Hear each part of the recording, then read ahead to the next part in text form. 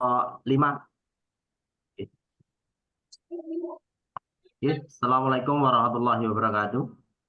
Waalaikumsalam warahmatullahi Waalaikumsalam wabarakatuh. warahmatullahi wabarakatuh. Selamat siang Bapak Ibu semuanya, terutama Bapak dosen dan admin Mbak Dewi.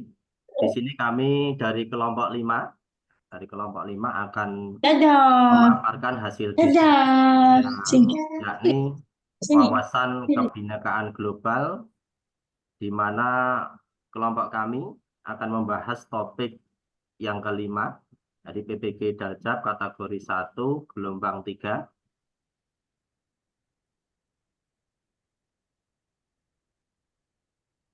Jadi di dalam kelompok 5 itu nanti berhubungan dengan yang di topik 5 itu sekolahku yang damai. Kemudian dari kelompok 5 ada 6 anggota. Yang pertama adalah Ahmad Irfan, saya sendiri. Kemudian yang kedua adalah Ibu Ani Astuti. Yang ketiga Ibu Deni Retno Yunianti. Yang keempat Ibu Dewi Wijayanti. Yang kelima Ibu Eka Wahyuni Purnami. Yang terakhir, yang keenam adalah Bapak Wahyudi. Kemudian di dalam presentasi yang saya tampilkan itu terdapat pesan kunci, yaitu komunikasi positif itu adalah kunci yang terwujudnya budaya damai di sekolah. Capaian pembelajaran, ada 2 capaian yang ingin kami capai di dalam presentasi ini untuk anak, yaitu yang pertama, mampu menganalisa apa saja ancaman dan kerentanan yang terjadi di sekolah. Kemudian poin yang kedua, mampu menganalisa apa saja kapasitas yang dimiliki di sekolah. Kemudian slide yang selanjutnya itu bermulai dari diri sendiri. Kemudian pertanyaan pemantik yang kami buat di dalam diskusi ada 3, yaitu pernahkah kalian menemui masalah di lingkungan sekolah? Yang kedua, bagaimanakah cara menyelesaikan masalah tersebut? Yang ketiga, langkah apa saja yang kalian lakukan untuk mewujudkan sekolah damai? Kemudian diawali dari aktivitasnya. Yang pertama, mengajak peserta didik untuk melihat permasalahan di sekolah yang ada di dalam YouTube. Itu nanti bisa di play videonya, ya. Ini untuk mempersingkat aja. Kemudian aktivitas yang kedua, peserta didik dibagi menjadi 5 kelompok untuk proses menganalisis permasalahan yang ada di video YouTube di atas. Kemudian yang ketiga, peserta didik mempresentasikan hasil analisis yang telah ditemukan.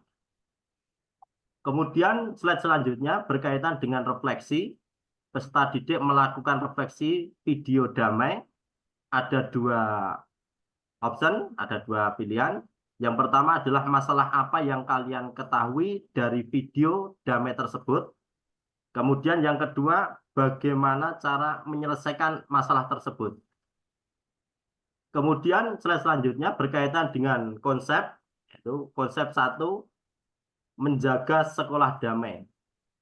Nah, yang disebut menjaga sekolah damai adalah untuk menjaga kedamaian sekolah, kita harus meningkatkan kapasitas dan mengurangi kerentanan, kemudian juga ancaman, dengan demikian risiko menjadi lebih aman. Yang pertama itu berkaitan dengan kapasitas, berarti kita harus mulai melalui kesadaran diri, kemudian kebijaksanaan, kemudian ada fasilitas yang mendukung, dan praktek baik itu di sekolah maupun nanti praktek di masyarakat.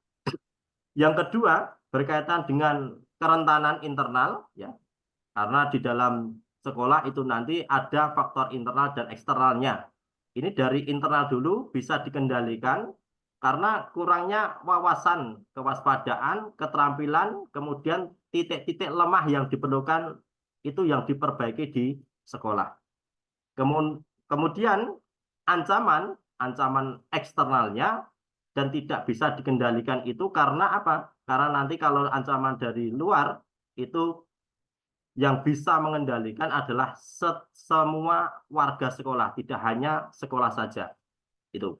Kemudian konsep yang kedua, berkaitan dengan konsep yang kedua ini adalah membangun sistem meningkatkan kapasitas.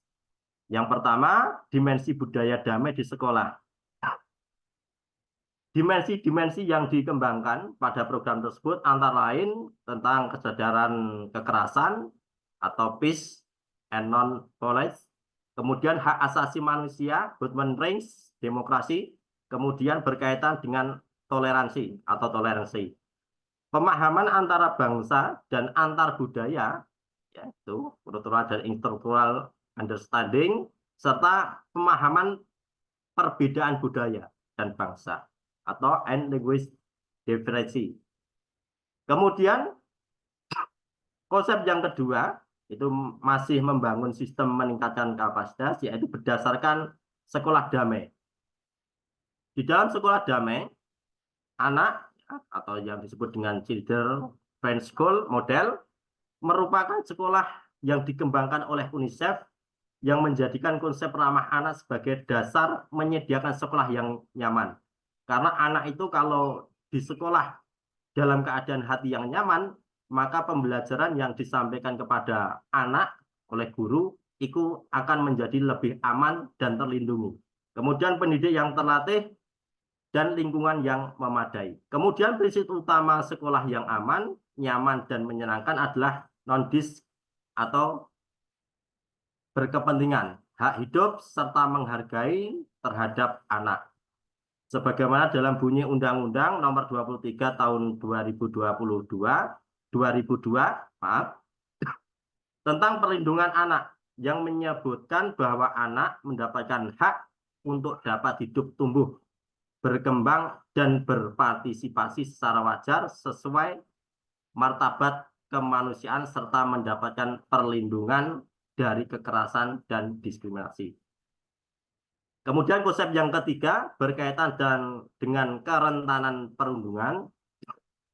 Perundungan atau bullying ini sangat terjadi sekali di dalam sekolah kita semuanya, terutama di pendidikan Indonesia. Itu adalah perilaku yang tidak menyenangkan baik secara verbal maupun fisik, maupun sosial di dunia nyata maupun di dunia maya. Yang membuat seseorang merasa tidak nyaman, seringkali sakit hati dan tertekan baik dilakukan oleh perorangan maupun berkelompok ataupun kelompok. Kemudian yang kedua, perundungan dianggap telah terjadi, perundungan dianggap telah terjadi bila seseorang merasa tidak nyaman dan sakit hati atas perbuatan orang lain, terutama orang lain yang bersifat perundung. Kemudian perundungan bisa diibaratkan sebagai bentuk dari banyak kekerasan lain, misalnya tawuran, kemudian intimidasi, pengeroyokan, sampai pembunuhan dan lain-lain. Itu berdasarkan dari Kemendikbud nomor tahun 2018. Kemudian konsep yang keempat, kerentanan kekerasan sosial.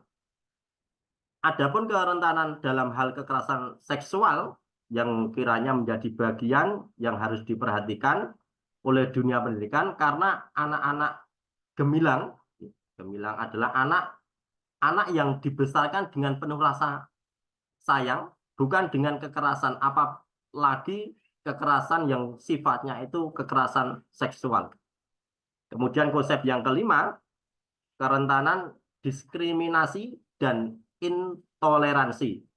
Itu berkaitan dengan kerentanan yang lain adalah diskriminasi, yaitu pengucilan baik secara langsung ataupun tidak langsung terhadap perbedaan suku, ras, budaya, ataupun agama, etnis, kemudian golongan, status ekonomi, dan lain-lain. Dan adanya pemaksaan memaksa pihak lain untuk berperilaku secara spontan dengan menggunakan ancaman, baik itu imbalan, intimidasi, ataupun bentuk yang lainnya. Kemudian nanti bisa diaplikasikan dengan beberapa pertanyaan. Yang pertama, menulis apa saja ancaman kemudian kerentanan dan resiko yang ada di sekolah Bapak Ibu. Kemudian yang kedua, program apa yang sudah ada di sekolah Ibu, Bapak untuk menumbuhkan sekolah yang damai itu. Kemudian sekian, terima kasih atas perhatiannya. Itu adalah presentasi dari kelompok 5. Semoga menjadikan kita sebagai pengajar, sebagai guru untuk mencerdaskan kehidupan bangsa. Terima kasih Mbak Dewi.